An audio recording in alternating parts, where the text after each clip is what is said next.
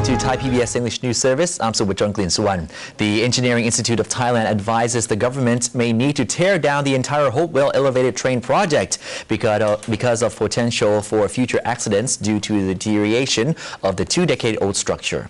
Charupong Ring Suwan, who is the Minister of Transport, says the Engineering Institute of Thailand will conduct a survey on other platforms and pillars of the abandoned Hopewell elevated train project along Vipaudi Rangsit Road.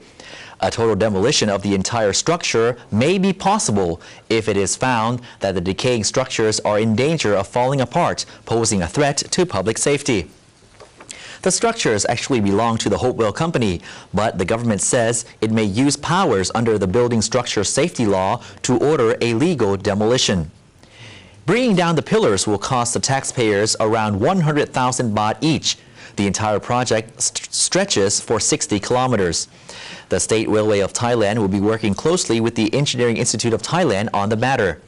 Thanet Wiraseri, Secretary General of the Engineering Institute of Thailand, says the recent collapse is likely due to the structure never having been finished and cement was never filled on top to prevent possible collapse. On Monday, the Institute will visit the site again for a detailed inspection. Face masks are becoming a scarce item in stores in the north due to the heavy haze. In Tak province, the gloves off are right now as it comes to fighting burning of any kind. A 5,000 baht reward is offered to anyone tipping off authorities about anyone lighting fires. In Tak's Mesot district, the amount of dust particles in the air is smaller than 10 microns, are as high as 277 micrograms per cubic meter. The international standard is 120 micrograms per cubic meter. Surya Prasad Bandit, governor of Tak, announced all forms of burning is off limits. Violators will be hit with a heavy penalty. The province will be handing out 5,000 baht for anyone who informs the authorities about people starting fires. In Lampang's Mueang district, a huge inferno occurred at a dump site in a local forest, causing massive amounts of smoke, making the hazy situation even worse. Many pharmacies in the north are now out of stock of face masks due to the high demand and because many face mask factories in the central region stopped production lines when the 2011's flood hit. Meanwhile, all local flights in and out of Mae Hong Son province have been cancelled due to the haze. Tourism operators suggest that visitors should take the bus instead.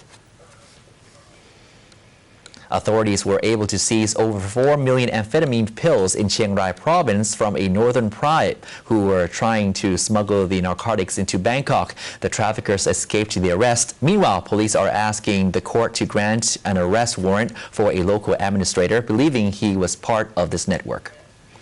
Over 4,080,000 amphetamine pills were found stuffed in 34 knapsacks and were confiscated by police and military officials from a truck as it was passing a checkpoint in Chiang Rai province. Police intelligence had been informed that there would be a smuggling of a big shipment of methamphetamines. Nevertheless, the suspects were quick to take notice of the checkpoint as they immediately abandoned their trucks and fled. Meanwhile, around 120,000 amphetamine pills were found in each knapsack. Police learned that the amphetamines belonged to a northern tribe called Muser and that they were transported from neighboring countries. This lot was heading straight to Bangkok. Police are asking for an arrest warrant for 2 suspects. One of them is an assistant head villager in Chiang Rai province. Meanwhile, in another drug case in Chiang Rai, Chiang Rai police captured 2 more suspects together with 200,000 amphetamine pills hidden under their vans. They were paid 60,000 baht each for a trip to Bangkok. As the world's economy continues to suffer, investors have to be even more aware of the unusual risk factors. Dr. Runtip Chonapalai talked to Kun Warawan Tharapum, chairperson of the Association of Investment Management Companies, on how to invest and make profit. In the long term, we should see the fundamental of the economy of Thailand, including the ASEAN. We have the strong economic growth.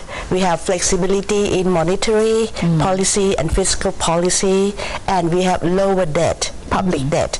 So this incorporated with the higher dividend payment. Right. If you see the statistic in the past 10 years, 40% of the total return of the MSCI's Asia Pacific Index come from reinvested dividend in our market. And this same index had a dividend growth of 17% compared to only 6% of S&P 500. Right. And lastly, 90% of the stock in this index pays dividend compared to only 60% in the S&P.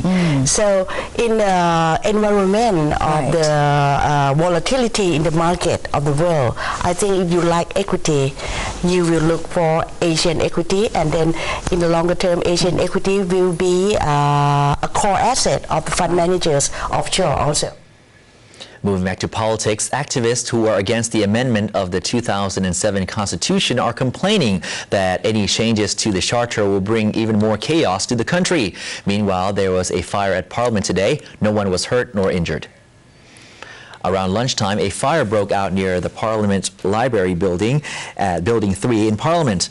Parliament's telephone lines were cut off by the fire. Firefighters' initial report is that a short circuit was the cause of the flames. Sabotage is not involved. As for the Constitution Amendment, a group referring to themselves as the Siam Samaki have gathered at Lumpini Park to protest against the amendment of the 2007 Constitution, as they believe the move is an attempt to benefit some political figures. They are also determined that the articles relating to the monarchy must not be touched. Meanwhile, Pheu Thai MP Jatuporn Prompan says the attack on a Thammasat University law lecturer who was spearheading the amendment of a law on lèse majesté in the criminal code may be linked to the groups who opposed the law amendments. Meanwhile, Deputy Prime Minister Chalerm Yubamrung insists that the government will not intervene with any group's movements on the law amendment, whether they are against or for the move. He insists, however, stirring up violence by protesters is off limits.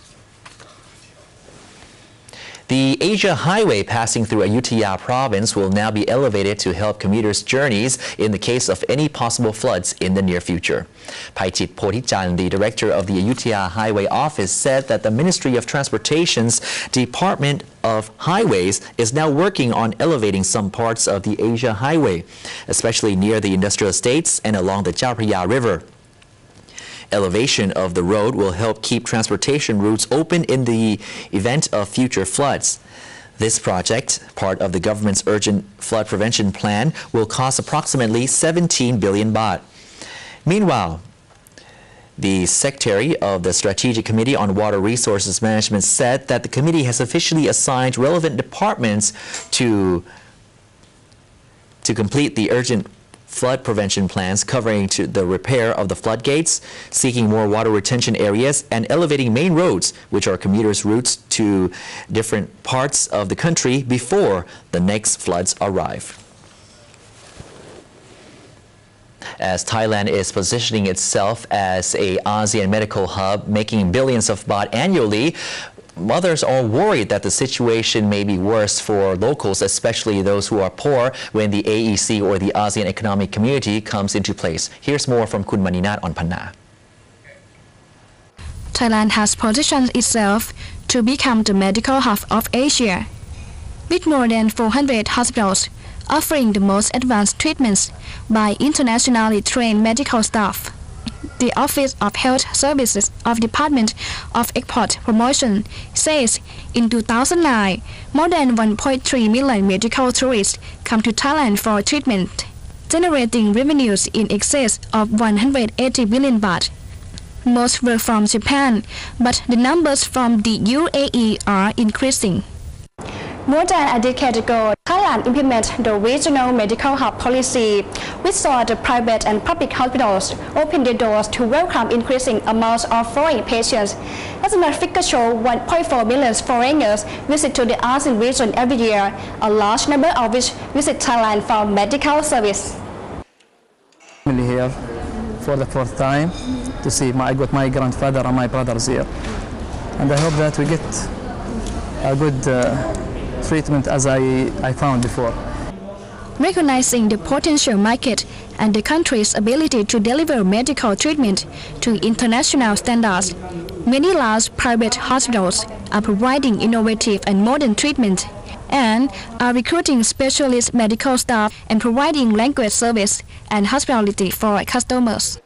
We continue to look at improving our subspecialty capabilities of our medical staff and the capabilities of our clinical professionals. Some hospitals offer services following different national councils or offer alternative medicine clinics or clinics for health promotion.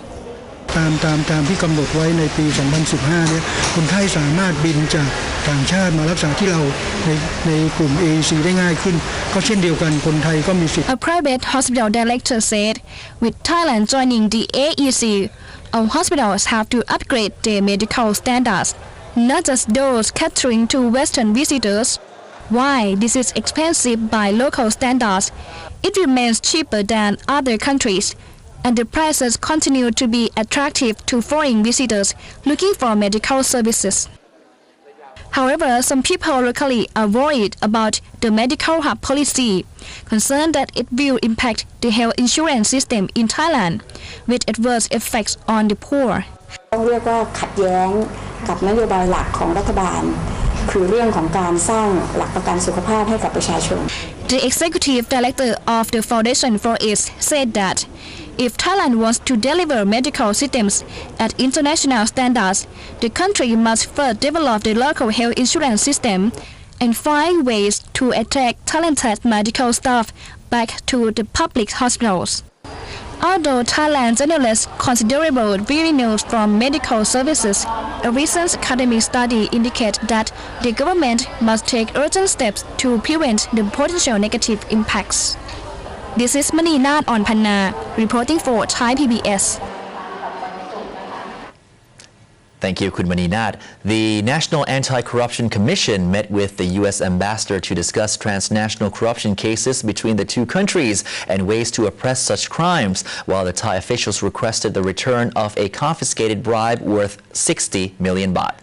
Ambassador Christy Kenny and Director of the Transnational Crime Affairs Section of the U.S. Embassy in Bangkok met with Pantep Glanarongran, President of the National Anti-Corruption Commission or NACC, as part of the cooperation framework established by the United Nations and APEC, which focuses on money laundering and related crimes. Glanalong Jantik, a member of the NACC, said the meeting was aimed at exchanging ideas on key transnational corruption cases between Thailand and the U.S., especially the case of the former governor of the Tourism Authority of Thailand, or TAT, Chutama Siriwan, who took a bribe worth $1.8 million or 60 million baht from an American businessman in exchange for the rights to organize an international film festival in Bangkok. The NACC discussed the legal conditions of handing the bribe money, which the U.S. confiscated, back to Thailand. Methods to oppose and suppress corruption, particularly money laundering, and crime between the two nations were also discussed. And that brings us to the end of tonight's edition of Thai PBS English News Service. We'll see you again Monday night. Until then, enjoy your weekend. I'm Subhajong Klin Sawan. Sawadee krap.